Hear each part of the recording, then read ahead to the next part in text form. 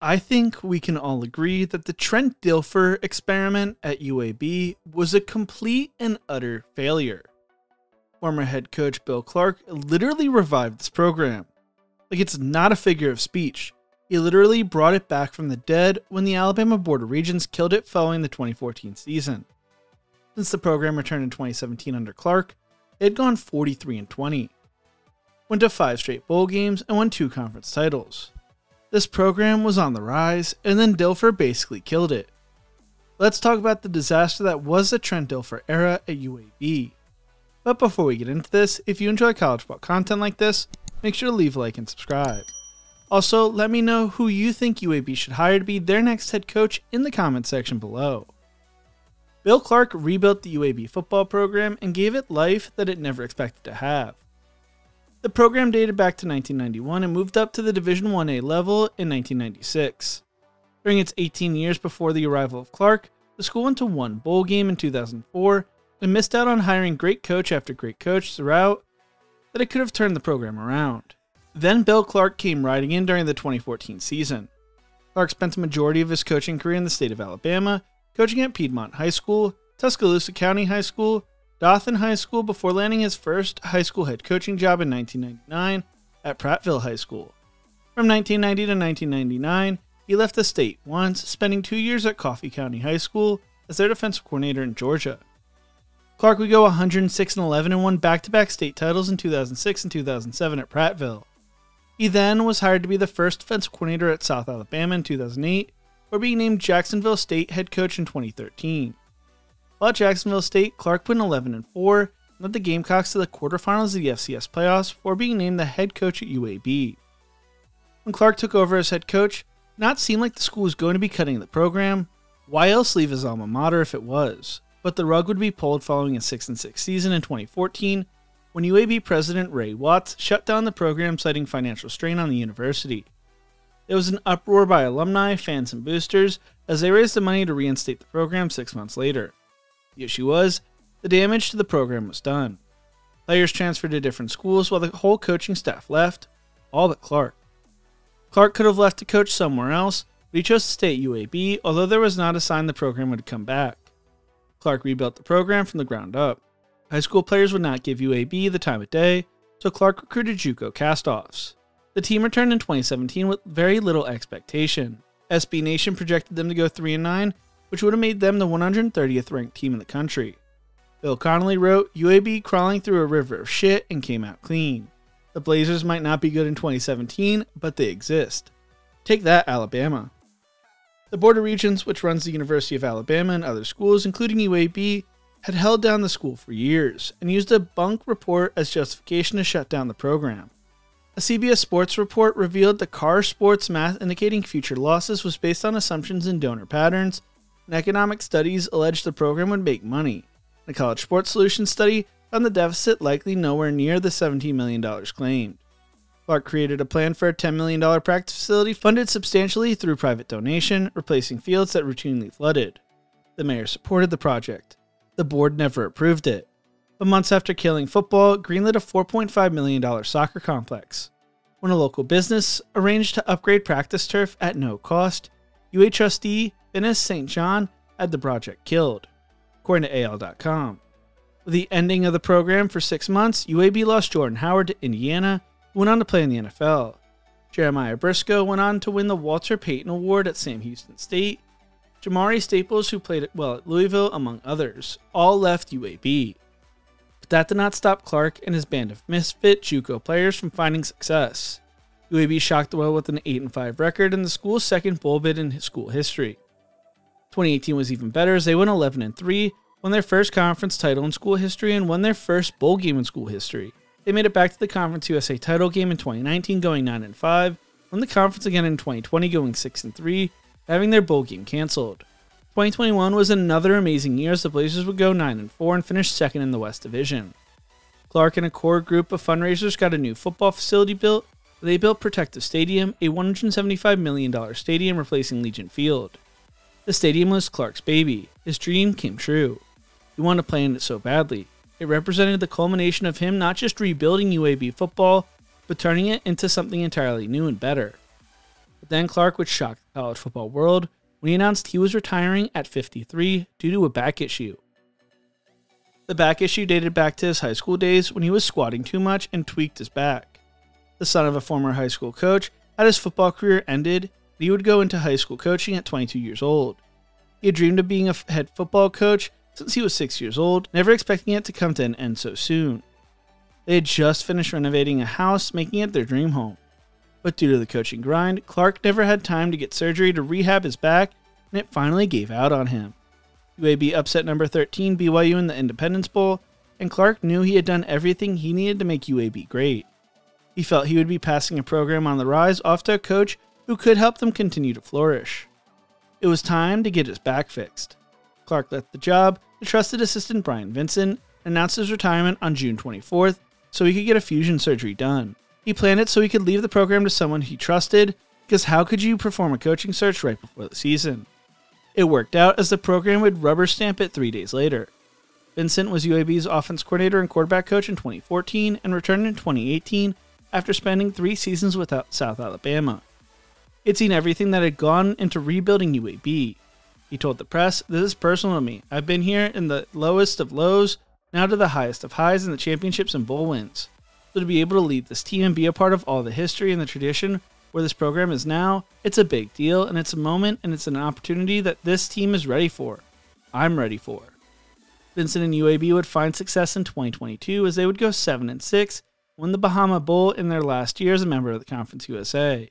The interim tag should have been removed. The players even penned a letter to school president Ray Watts, urging the school to retain Vincent instead of bringing in an outsider. The players wrote, "We as the players in this team want our voices to be heard. We deserve to be heard. We have represented this program and the university and built something special here. We believe in Coach Vincent and want him to be our head coach. This team loves Coach Vincent and believes in him. He is our head coach. He is a great leader and we follow him. We have had memorable moments throughout the championship seasons and bowl wins. We have never been closer as a team nor had a tighter brotherhood than we do now. We call your secretary to set up meetings with our team, but she said that you were too busy to meet with us. We as a team respect your time and schedule. We as a team want our voices heard. We fought for and brought championships and bowl wins to this university. Championships and bowl wins that have never been done in the history of the program. We have accomplished things that nobody thought we could have ever happened here." The letter came after Watts refused to meet with players. While Vincent was at UAB, the Blazers were 48-27 and the players made it known they wanted Vincent hired. Instead, the school would bring in an outsider. The reason for this video. I have a conspiracy theory here, so put on your tinfoil hats for a second. I think Watts was still mad that Clark was able to muster up the support to bring the football program back. It made the president of the school look bad, and then as everyone dug deeper, made Watts look even worse. Watts' hand was forced to bring back the program, and when they started winning, the school couldn't fire Clark. When the school saw a minor drop in win total under Vincent, Watts saw a way to get back at Clark and fire the person that was basically an extension of him. That's just my conspiracy theory though. You can take the tinfoil hats off now. The person chosen to replace Clark would be Trent Dilfer. Now I liked Trent Dilfer, and I enjoyed watching him in the Elite 11 documentaries and everything else he had done. Now after researching this video, I don't really care for him.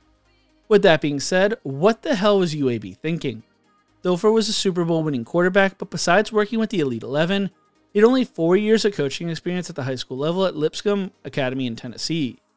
Yes, Dilfer went 44-10 as a high school head coach, but this was an extremely well-funded school to my understanding. They won 2 Division II Class AA state titles under Dilfer. Dilfer had no college coaching experience and only 4 years of high school coaching experience. He didn't know much of the history of the program, admitting that according to ESPN, and said in his opening press conference, "It's a giant mountain, but I think the college football playoffs is something we should talk about. I know if you're in the Southeast, you have a president that cares about excellence and an athletic director that understands the impact of football on a donor base that wants football to be good. You can be really good, so whatever the brand is on the jersey, I think this has the opportunity to be one of the best."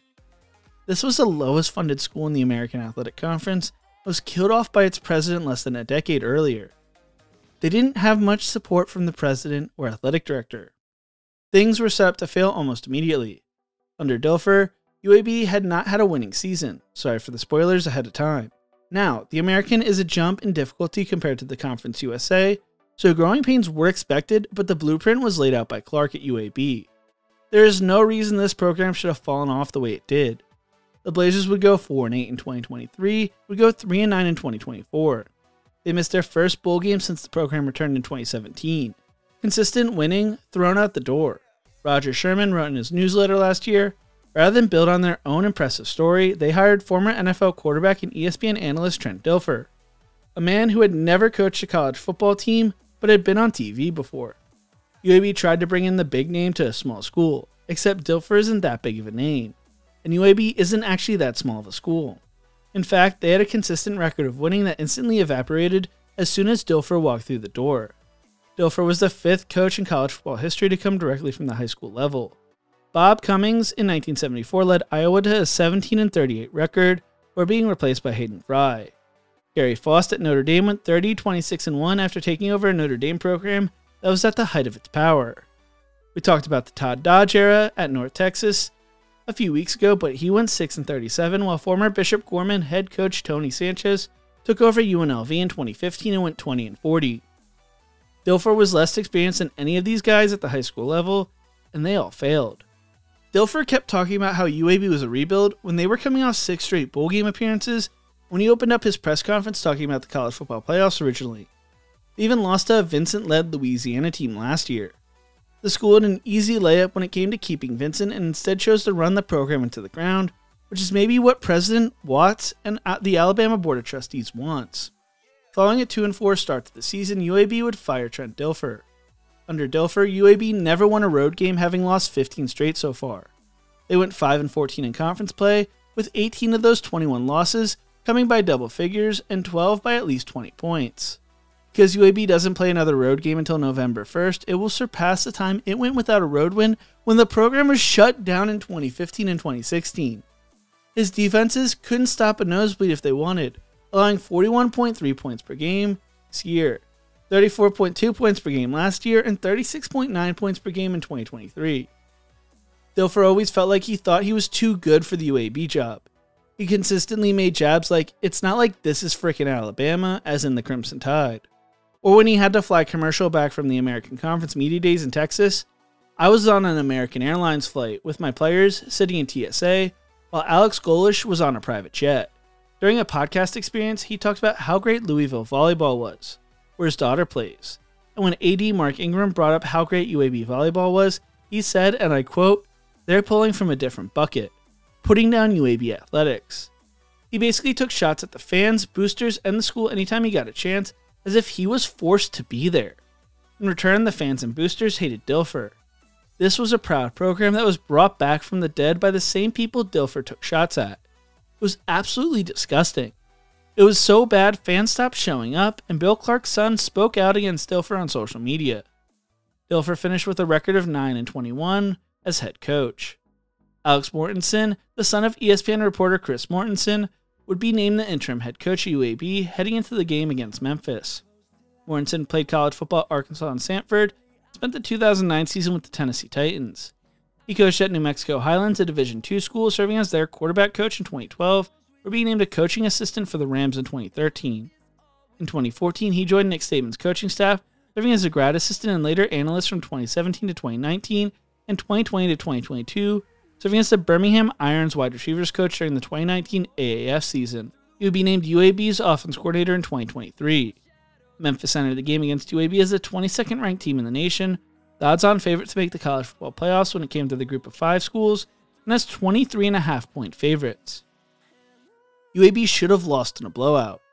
In their first game without Dilfer, though, the team showed fight and would pull off an insane upset, winning 31-24 to head into their bye week on a high note. Their next game is against UConn in Connecticut. With Dilfer gone, there seems to be life back into the program. The cancer has been cut out. The guy who felt he was too good for UAB is gone. Can they fight to make a bowl game now? They play the Huskies and Rice on the road, North Texas and South Florida at home, and finish the season on the road against Tulsa. All they need to do is win 3 games. I think it's possible. When it comes to people who could replace Dilfer at UAB, the first 2 names that come to mind are Brian Finson and Bill Clark.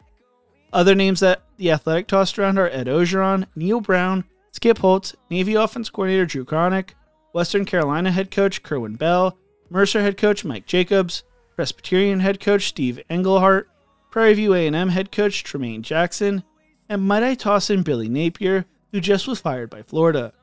Napier went 40-12 at Louisiana, and depending on how his contract buyout terms are, you could get him at a discount. And he is known as a recruiter who has ties to the state, being a former Saban assistant.